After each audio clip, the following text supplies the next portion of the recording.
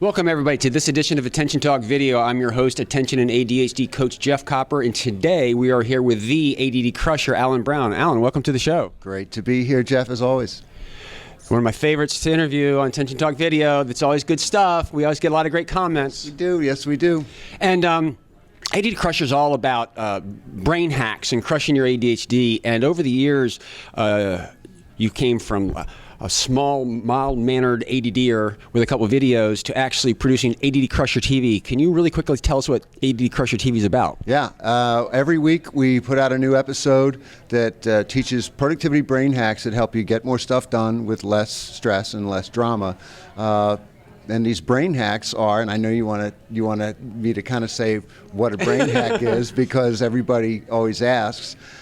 These are just things that you do to flip a switch in your brain to change the way you view something, which opens the door to action. And just by way of further explanation, we know what a computer hacker does. He or she goes into somebody else's computer system and flips a bunch of switches to gain some advantage. And you can do the same thing with your brain by just going in and flipping the way you see something or flipping the way you view it, or even flipping what you put in your brain, like putting better food into your brain, and that hacks your brain for better performance. And you know me, I'm an attention coach, and everything he's talking about is actually how you pay attention to it. So today, we have the privilege of, he's going to kind of share the top 5 brain hacks that he's gotten from people that he's interviewed over the years. So with a drum roll, please, number 5.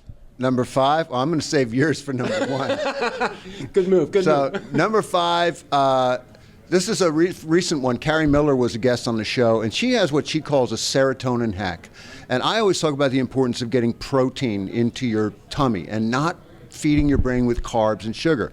But she says that the science says that actually if you ingest some complex carbohydrates first and wait about 5 minutes, it actually gives a chance for the L-tryptophan to trigger your serotonin production. And 5 minutes later, you then eat some protein, and it'll give you a longer lasting, give you more mental stamina that way. So that's a neat little serotonin hack, if you will. And so just to bring validation to this, we did an Attention Talk video with Dr. Charles Parker some time ago that protein for breakfast is actually medicine. It's actually not food.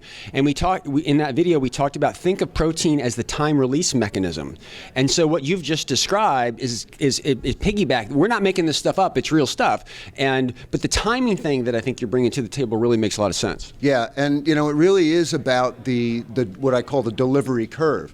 You can get some brain energy from a Mountain Dew or a handful of Skittles, but what's going to happen is the delivery curve is going to go like this. Yep. But when you take your glucose, which is your gasoline for your brain in the form of, say, a dried fruit, which includes the fiber, and then also put some protein in there, it extends the delivery curve, so you don't poop out at 9:15 in the morning after you've had your croissant for breakfast. You have that big protein breakfast, and you end up being able to go until 11 a.m. Absolutely, that's the great. That's the first number 5. Number 4. Number 4, Lori Dupar's wish list versus a to-do list. This is really key. She came on the show and she talked about how one of the frustrations that we ADDers have is that our to-do lists are so long. And there's actually a scientific phenomenon called the Zeigarnik effect, which has it that when you stare at your long to-do list with so many undone to-dos, it actually sort of cripples your ability to get any of those done because of a psychological impact that it has on you. And this isn't what Lori was teaching. What Lori was teaching is you need to shorten your to-do list by creating a wish list. Because if you actually were to look at your to-do list, you would find that there's a lot of stuff on there that are not to-dos. They are wish I could do. And when they're on your to-do list, they're populating it, they're cluttering it, and they're contributing to the Zeigarnik effect. So this is a great hack from Lori. That one actually, that really makes a lot of sense to me. I've experienced that myself before when it was just way too long, and dividing that up makes a lot of sense. So that's number 4. Number 3. Number 3, David Taylor Klaus came on, and he talked about what he calls tolerations. And you're all going to relate to this. There are certain things that we just put up with. It's the neighbor's dog that just keeps barking. We never do anything about it. It's the squeaky door that we never oil, but every day it annoys us when we open the door and it squeaks. These are things that we tolerate, but we don't have to. Now, there are things that we do, or sometimes that other people do, that we tolerate, and it reduces our productivity or our overall happiness, etc. And it may be something as simple as Always being late to work, which is one thing that often people just tolerate. It might be putting off a simple task. Like doing the laundry or something like that, and it ends up being a bigger heap in the corner or something like that. Those are tolerations of things that don't have to be tolerated. So there's a whole bunch of ways we could go on that, but that's the general idea. Tolerations is something that I'm out on faculty. I actually teach other coaches to be coaches. We talk about tolerations because they're energy zappers. They really kind of take it out, and by ignoring them over a period, they kind of mount up for a period of time, and they just kind of take it out of you. It's a little bit different vernacular, really talking about the same thing, but it's a spectacular hack. So, Number two is a guy named Mike Vardy came on the show. He's the Productivityist. He has a great podcast, and he talks about theming. And when you theme, for instance, the days of your week, this is a little bit more complex here, but it's really neat. If you were to theme your Mondays as being the days I'm going to do housework, and I'm just going to make this up. Tuesdays, I'm going to do all administrative stuff. Wednesdays, I'm going to do my research reading. Now, granted, this is not to the exclusion of the other things you need to do, like go to work and do your job. But you can theme your days so that when an administrative task pops up on a Friday and you go, oh, should I do this now and stop doing what I'm doing? You can go, you know what?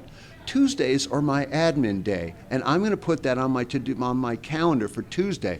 And what it does is it frees up your energy to focus on the thing you are doing now, and not be chasing around and bouncing between things. The other great thing that it does is it provides efficiency, so that come Tuesday, when you have, it's your administration day, you just have a pile of admin stuff, and you're much more efficient in doing those things because they're all in the same kind of category. They require the same actions, etc. So theming is a really, really big hack. It's a little more complex, but it's really big. I can actually relate to that. Friday in my business, Friday is project day, and that's the day where I do the writing. That's the way that I come up with shows. I'll produce shows, but that day I sit down. I typically don't schedule appointments on that day, and strictly for project type work. And think about this though. So when you during the week you have an idea for a show, instead of you going, oh my God, I'm going to lose this idea if I don't explore it right now, you go, you know what? Fridays are the days that I do that. So you put that in your Friday thing, and now you can not worry about it, and you can work on what. Actually, I'm going to take it a step further. I actually use something called Copy Talk,